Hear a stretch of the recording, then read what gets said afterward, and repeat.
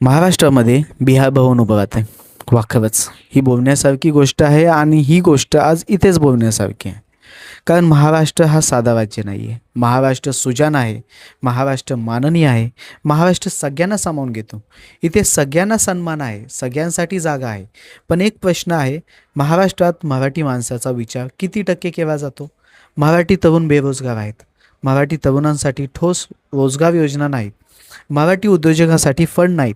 शेतकरी रोज आत्महत्या करतो. अवकाळी पाऊस, कर्ज, विमा सगळं बोलण्यात आहे.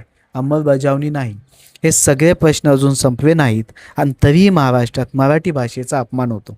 मराठी माणसाला हलकं समजलं जातं. बाहेरून आलेले लोक इथे येऊन मराठीबद्दल अपमानास्पद शब्द बोलतात. हे सगळं सहन करूनसुद्धा आज महाराष्ट्रात बिहार भवन उभं राहते. हे बिहारच्या लोकांविरुद्ध नाही. महाराष्ट्र कधीच कुणाचा द्वेष करत नाही. महाराष्ट्र सगळ्यांचा विचार करतो. मग महाराष्ट्रातच का? जर त्यांच्या सोयीसाठी इतका पैसा आहे तर त्यांच्या राज्यात या सोयी उभ्या कराव्यात. मराठी ही फक्त भाषा नाही, ती या राज्याची ओळख आहे.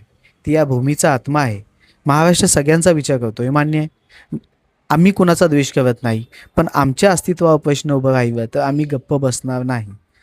मराठी माणसाचा विचार नेमका कधी होणार?